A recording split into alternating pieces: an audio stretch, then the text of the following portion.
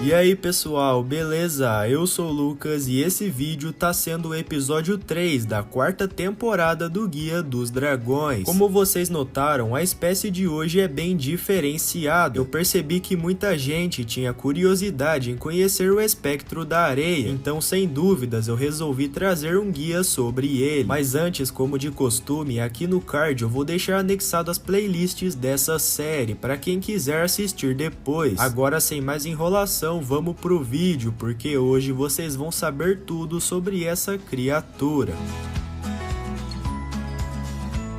Espectro da areia, fantasma de areia, enfim, esse dragão foi muito pedido aqui no canal. Em relação ao nome, é bom deixar claro que espectro da areia e fantasma da areia estão corretos e você pode chamar ele como quiser. Essa espécie apareceu pela primeira vez no jogo Ascensão de Berk, juntamente com o espectro doce e o espectro do deserto, que são subespécies desse dragão. Seguindo adiante, ele foi introduzido no jogo School of Dragons, porém com uma aparência um pouco diferente do que ele tinha no jogo anterior. Aliás, ele continua disponível nos dois para quem quiser. Vale lembrar que o espectro da areia é uma espécie feita exclusivamente para os jogos e não foi mostrado em mais nada dessa franquia. Uma curiosidade é que lá na criação da série Corrida até o Limite, esse dragão era para ser mostrado em um dos episódios. Na verdade, no projeto inicial, ele iria aparecer no lugar do Rebentador de Areia, porém como o visual dele é semelhante ao Fúria da Noite, acharam melhor criar outra espécie para preencher essa função. Falando na aparência, o espectro tem uma coloração marrom com partes em laranja e uma pele que lembra bastante a textura da areia. Sua cabeça é parecida com a do Fúria da Noite, mas com pequenos detalhes. A cauda é longa, com duas terminações em forma de seta, e é notável a presença de espinhos que vão até a parte de trás da cabeça. O par de asas é grande, também com espinhos, e no geral ele possui manchas em preto, que deixa o visual ainda mais interessante. A estrutura corporal não possui segredos e todo o seu conjunto foi pensado para combinar com as habilidades. Então sua cor de pele faz referência ao deserto, revelando uma aparência voltada para uma criatura sorrateira.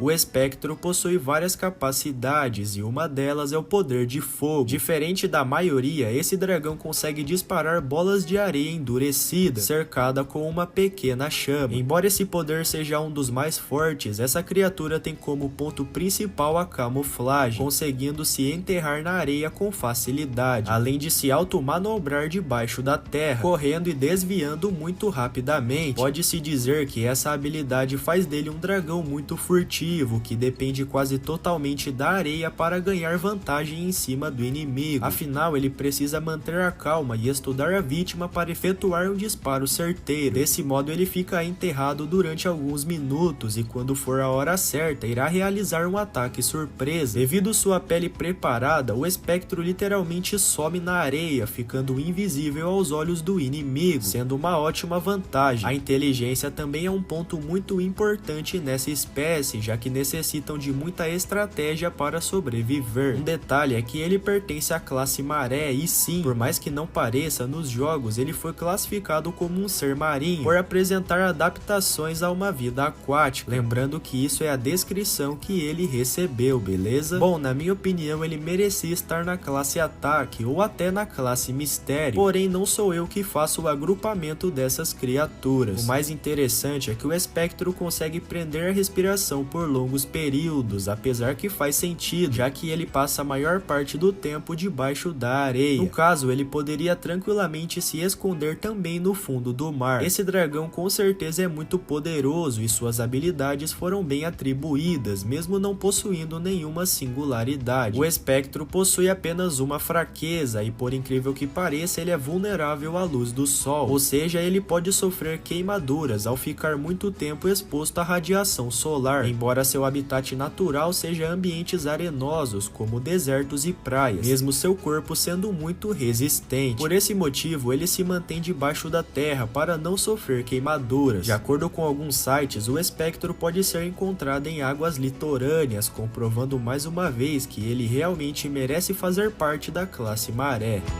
Esse dragão não possui medidas oficiais, porém é mostrado que ele é uma criatura de porte médio, como esperado. Sua personalidade e comportamento foi inspirado em uma cascavel do deserto e em um lagarto, que não são criaturas qualquer. A equipe de produção se baseou em seres que vivem na areia para formular toda a descrição desse dragão, então é como se ele fosse selvagem e agressivo à primeira vista. Afinal, os seres que vivem em locais arenosos não são amigáveis e isso foi passado para essa espécie. Basicamente, ele não pode ser treinado e a sua principal fonte de alimentação são os peixes, mesmo ele se alimentando quase sempre de vikings e animais menores. Muita gente me pergunta até hoje se essa espécie tem alguma relação com o Fúria da Noite, e na verdade o espectro só é parecido por conta da aparência, já que todo o seu conjunto, incluindo as habilidades e o estilo no geral, é muito diferente, então apenas o visual ficou um pouco parecido. Afinal, os criadores usaram o Fúria da Noite como referência para formular esse dragão, e na verdade ele nem é oficial. O espectro só foi introduzido nos jogos e é como se ele não existisse no universo das séries e dos filmes. É claro que esse dragão é muito interessante e mesmo não tendo importância nenhuma para a história, ele recebeu muitos poderes e ganhou fama por seu antigo nome. Para quem não sabe, quando ele foi lançado no jogo Ascensão de Berk, seu nome era Fúria da Areia e só depois passou a ser chamado de espectro. Bom, eu acho que deu para entender a relação entre essas duas espécies e resumindo isso que eu falei, ele não tem ligação nenhuma com o Fúria da Noite, somente o visual é parecido. De qualquer forma, esse dragão é incrível e merecia ter sido colocado em alguma série. Como eu disse, ele quase foi mostrado em Corrida até o Limite, mas foi trocado pelo Rebentador de Areia. Alguns dizem que ele foi citado pelo Perna de Peixe em como treinar o seu dragão, mas não foi nada confirmado. Eu acho que para mostrar o espectro na franquia, teriam que de fato desenvolver ele como uma criatura aquática, porém com uma coloração diferente. Na forma asa de titã, ele ganha uma pele avermelhada, mantendo as partes em marrom com muito mais espinhos ao longo do corpo. Falando nisso, seu par de asas fica maior e no geral o que muda mesmo é apenas a cor, já que o resto continua a mesma coisa, com a diferença de que agora o corpo tem mais espinhos pontiagudos. Ele fica muito mais forte do que já é e seu corpo aumenta um pouco de tamanho. Para quem quiser, essa forma tá disponível lá nos jogos que ele aparece.